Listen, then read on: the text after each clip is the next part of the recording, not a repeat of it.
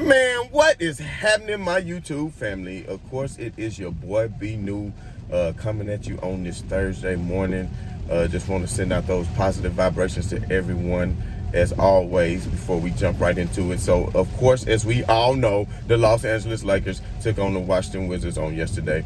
And yesterday, when I briefly touched on this game, I thought, and my prediction was that the Lakers could go out and take care of business, even though I knew the Wizards had won 10 out of the past 12 games, and they were on a pretty good hot streak and were starting to come together.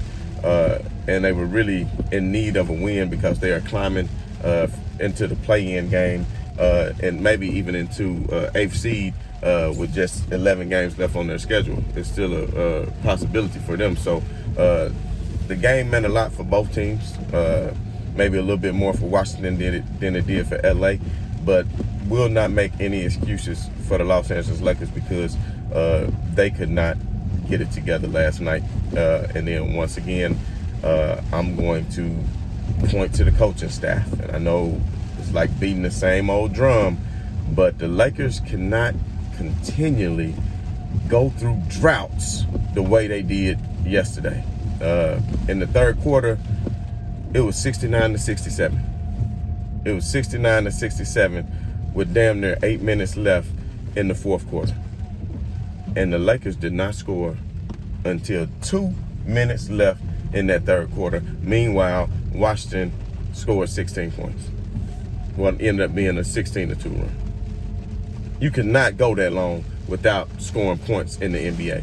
And the thing about it is where I blame the coaching staff on this one is you have a player like Marc Gasol.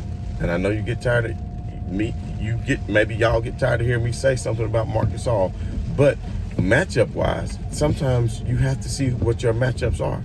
And if the Wizards are the type team that's going to press up on you defensively and you're not getting any kind of backdoor cuts, any kind of offense going, you standing around playing one-on-one basketball, Marc Gasol is a center who can play in the high post.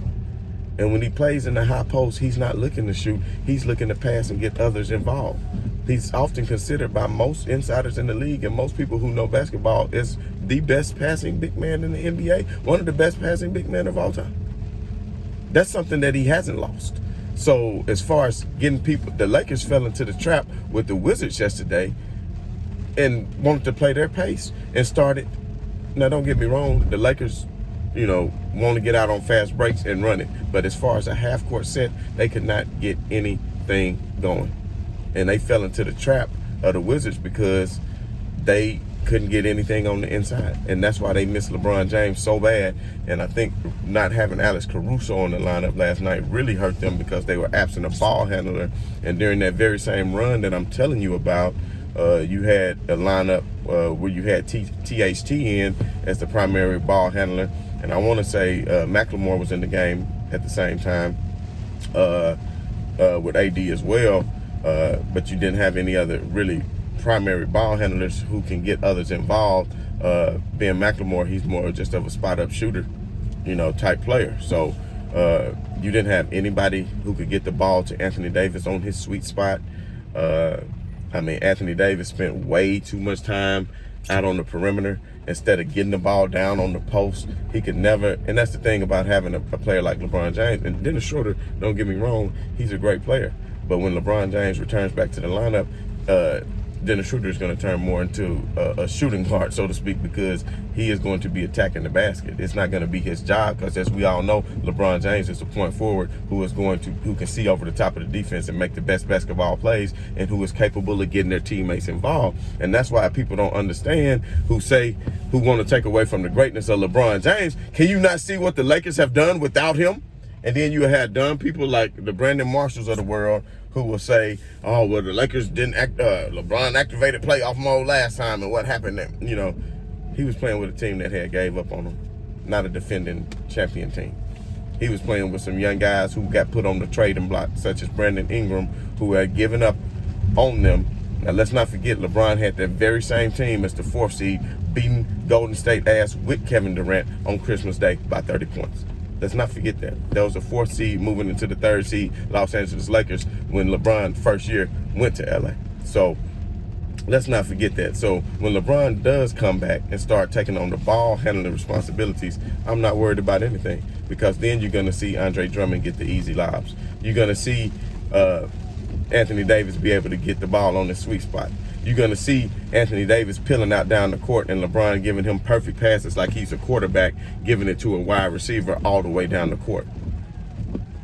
And I mean, to me, I know it might sound ludicrous to somebody else and it's unprecedented, but it is a shortened season. And I would say if LeBron James comes back on Monday night and the Lakers go and win about 9 or 10 games in a row and move up in the standings, and he solidifies a home court as a 4th or a 3rd seed, then hand that man the MVP trophy.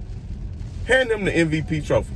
Because if you look at who the Lakers are as a team, even with Anthony Davis, just be honest with yourselves. If you had that same Lakers team with Anthony Davis throughout the whole year with no LeBron James, where do you honestly think that they finish in the standings the way they are currently constructed? I know they were without Anthony Davis and LeBron, they were hovering around 500. So I'm not dissing them and saying that they could not get the job done. But you do have to adapt and deal with change. You had 2 new players added to the roster. That is understood. But at the end of the day, I just don't understand why you wouldn't at least suit up all your players and have them available to go, and not to put. And then if you see teams are taking advantage of you and poking holes in your defense, and you don't do anything to change it or switch the lineup or the rotation, when you see a Lopez is getting off as the backup center, Gerard or as the backups coming in and they getting off. And yesterday I said the Lakers had the advantage in the front court with Anthony Davis and Drummond, but then you didn't even take advantage of it because you end up falling into that trap and shooting 35 3-pointers. And the Wizards only took 18 3-pointers. So they took way less 3-pointers. Lakers was what? Maybe took 30, maybe 10 out of 35 or whatever it was. And then the Wizards only took 18, and they were like 7 or 8 out of 18, which is a lot better, because the shots that they weren't taking as threes, they were taking high percentage points in the paint, and they outscored the Lakers in the paint, which is a travesty because the Lakers shouldn't be outscored in the paint when they're going against Lynn and Lopez coming off the bench as far as the center position, when you have a Montrezl Harrell, Marc Gasol, Andre Drummond, and Anthony Davis as your front court. There's really no excuse for it. The Lakers, since Anthony Davis has been back, have gone 1-3. That's how they went on this road trip that they went on. 1-3 on the road trip, so they'll be back home to take on Toronto, and then we should take on Sacramento, and then they'll have Toronto before Monday, taking on Denver. And hopefully they don't start slipping in the standings, because Portland really came back and showed what they were made of last night against the Memphis Grizzlies. So they're not trying to move down in the standings, and I know neither is Dallas. So the Lakers do not really want to fall into that 7th seed. I don't want to see them fall into that 7th seed. And with LeBron James coming back, I really had no doubt in my mind that they will slip down in the standings. But at this point, I honestly think that LeBron James could come back. And even if he's 90-95%, if maybe he's just trying to get a rest at this point, because he sees the load that he has to carry.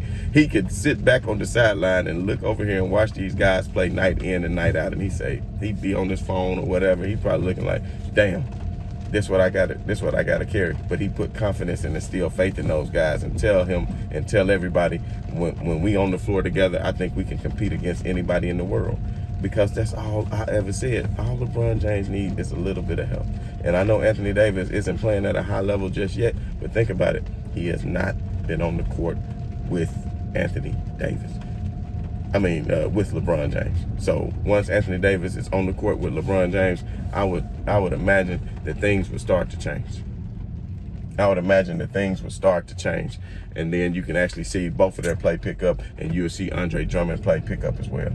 But as far as Vogel not, playing Marc Gasol when the Wizards are up pressing defensively like that, and you can have a center who's capable of passing over the top of the defense and getting people easy scores and easy layups on backdoor cuts and running off screens, then, that's just sad. Oh, and I did want to point out that Lakers did go on that bit of a run in the 4th quarter when they were down so much, if anybody was still tuned in at that point, where they went on the run when they moved Anthony Davis over to the center position, which he doesn't like to play, and took Andre Drummond out of the game. So that is something that the Lakers can use in the playoffs when need be. And I feel like that could be a great depth lineup where you really actually wouldn't even need Andre Drummond in the game. And then another thing, Kuzma, KCP, McLemore, all of them had a lot of easy looks last night, and they just didn't go down for them. So they just got to step it up. I'm pretty sure they will. There's no need to panic. I never really go into panic mode after watching any of these games, especially if LeBron James isn't playing in it, because we all know once LeBron James comes back, then we're not going to really be dealing with this kind of stress as far as Lakers Nation is concerned, because you know what LeBron James brings to the table. So at the end of the day, it was another loss for the Lakers. We shall look for them to bounce back here pretty again soon tomorrow night when they get back home from the road trip. So the good thing is Anthony Davis hasn't looked like he's been affected by any injury. He stepped up his minutes a lot more, and the Lakers should be back fully whole together come next week. So I know everybody will be excited, hopefully just excited as me, to see LeBron James enter back into the Lakers lineup. So at the end of the day, don't worry about it. The Lakers going to be good. Let all the haters say what they got to say. But at the end of the day, now we truly see how valuable LeBron James is. And for all the people who say that LeBron James isn't valuable, or say, well, these teams are built like that because of the way LeBron plays, that's the dumbest shit I ever heard in my life. Because if you think about it, every team is built. Mostly every team in the NBA is built to where they shoot threes and they penetrate and drive and kick, and they do pick and roll. And that's pretty much most of what the NBA does right now. So what is LeBron James doing differently? Please, somebody explain to me what LeBron James is doing differently than a player like Kevin Durant. But he won't get that same bashing. He won't get that same bashing. They say, what, can LeBron help that his teammates are so dependent on him to be able to get offense generated? Is that LeBron James' fault, or is that the fault of them? So you can clearly see when LeBron James not there, how is it his fault? That's how damn ludicrous this shit sound, that people will actually say it's his fault. How is it his fault that these players can't generate offense? I mean, you in the NBA, and I know a lot of players are specialists, who just specialize in certain things, maybe just spot up three-point shooters and things like that. But at the end of the day, how many players are on the team who can really go and get their own shot? And I'm really sad that Anthony Davis is hovering around that perimeter and not really, headed towards the paint where he needs to be most of the time. So I think that's something that's going to get shored up. Hopefully Frank Vogel will get it together and get his rotations tightened up. I know it's a lot of players on the team, and you feel like the team is pretty deep. But at this point, you really got to start evaluating who's going to be able to help you out in this championship run. So that's something we'll take a look at a little bit more as we get into next week and we see the return of LeBron James. And then we can truly see that the Lakers are indeed in trouble on this playoff journey that they're about to go on. So anyway, we won't talk too much about the Suns and the Clippers last night because neither the team wasn't fully healthy. And until these teams are fully healthy, you don't really know what the outcome is going to be. So at the end of the day, just hope and pray that LeBron James come back sooner rather than later. Maybe he will come back against Sacramento just to get tuned up a little bit before he comes out. Maybe he just don't want to play Denver as his first game back, but we shall see. But if anybody hears anything, any kind of breaking news, of course, let me know and we'll get right on it. So as always, I just want to say right on to the real. Much love to the haters. I'm out.